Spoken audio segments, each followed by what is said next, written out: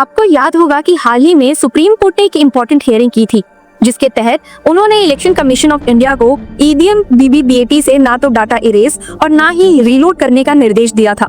इस हियरिंग के बाद हमें उम्मीद थी कि कई सारे रिस्पॉन्सेस पॉलिटिकल और लीगल पैटर्निटी दोनों से ही देखने को मिलेंगे, और ऐसा ही हुआ है। इस हियरिंग के बाद कांग्रेस एमपी प्रमोद तिवारी ने ईवीएम और सुप्रीम कोर्ट रूलिंग को लेकर कुछ रिमार्क्स पास किए हैं। प्रमोद तिवारी ने सुप्रीम कोर्ट के इस ऑब्जर्वेशन को वेलकम किया और साथ ही कहा that I welcome the Supreme Court's observation on this. There is a dispute, and if you delete the data, how will the truth and facts come to light? It is necessary to leave it in the same state. The Supreme Court should call experts to examine what has happened and what possibilities exist. Only then can the court arrive at a decision. साथ ही इस hearing के दौरान supreme court ने election commission of India से अपना response 15 दिन के अंदर फाइल करने को कहा था, और साथ ही कहा है कि वो वेरिफिकेशन कैसे करते हैं इसकी डिटेल्स भी प्रोवाइड करे।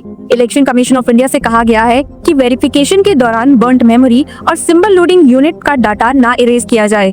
आपको मालूम तो होगा ही कि ये केस एडीआर यानी कि एसोसिएशन फॉर डेमोक्रेटिक रिफॉर्म की एक एप्लीकेशन के थ्रू आया है, जिसमें एडीआर ने ये क्लेम किया है कि इलेक्शन कमीशन ऑफ इंडिया का एसओबी यानी कि standard operating procedure supreme court के 2024 के जजमेंट के आधार पर नहीं है।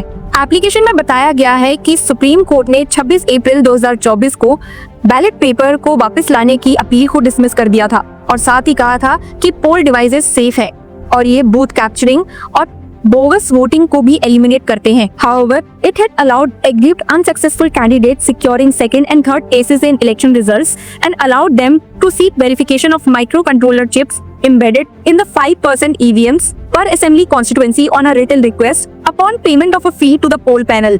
आपको बता दूं कि सुप्रीम कोर्ट में ये मुद्दा फिर से 5 मार्च को उठाया जाएगा, जहां पर इस केस की सुनवाई आगे जारी की जाएगी। तो जहां एक तरफ प्रमोद तिवारी ने सुप्रीम कोर्ट की इस रूलिंग को वेलकम किया है, वहीं दूसरी तरफ हरियाणा म्युनिसिपल कॉर्पोरेशन इलेक्शन 2025 के आने से पहले हरियाणा कांग्रेस के प्रेसिडेंट उदय भान ने ईवीएम के प्रयोग के ऊपर कुछ सवाल उठाए हैं। उन्होंने इलेक्शन रिजल्ट्स के बाद रिजल्ट डिक्लेयर करने में आपत्ति जताई है और साथ ही एससी यानी कि शेड्यूल कास्ट कमेटी को रिप्रेजेंटेशन की मांग की है।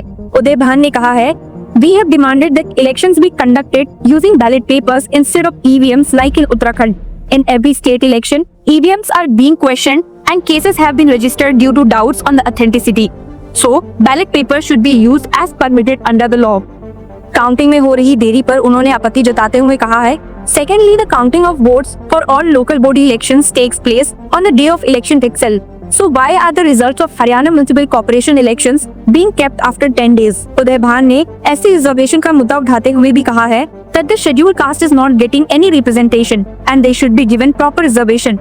Though the state election commissioner said that he will assess the situation, but we are not satisfied with the reply and it seems that these answers are under pressure from the central government. Election commission के response पर उन्होंने कहा है that they election commission did hear us but did not give any strong assurance. They said that they will give a thought and examine the facts. If anything happens, we will take the possible action, be it legal or political. आपको बता दूं कि Haryana municipal corporation 2025 elections 2 मार्च को होने वाले हैं, जिसका result 12 मार्च को डिक्लेयर किया जाएगा। इलेक्शन की घोषणा होते ही हरियाणा में कांग्रेस ने ईवीएम की फेयरनेस और ट्रांसपेरेंसी को लेकर फिर से सवाल उठा दिए हैं, और जैसा कि हमने बताया कि इसका सबसे बड़ा प्रचार हरियाणा कांग्रेस के प्रेसिडेंट उदय भान कर रहे हैं।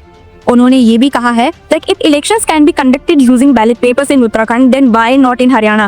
Many cases are pending in the Supreme Court and High Court regarding EVMs, so election should not be conducted using EVMs. Scheduled caste reservation के इशू पर उन्होंने आगे ये भी कहा था कि SC reservation has not been done correctly in this election.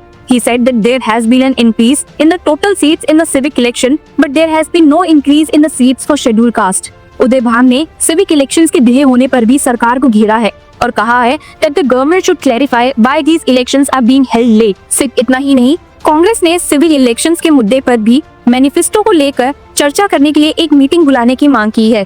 जब उनसे दिल्ली इलेक्शंस के बारे में पूछा गया तो उदय भान ने इस पर भी अपनी प्रतिक्रिया दिखाई। उन्होंने कहा, We did not get the seats we expected in Delhi, but our vote percentage is high. Earlier, our vote percentage was 4%, whereas now it has increased to 6.4%. Congress wanted to contest the elections together with Aam Aadmi Party under the India Alliance.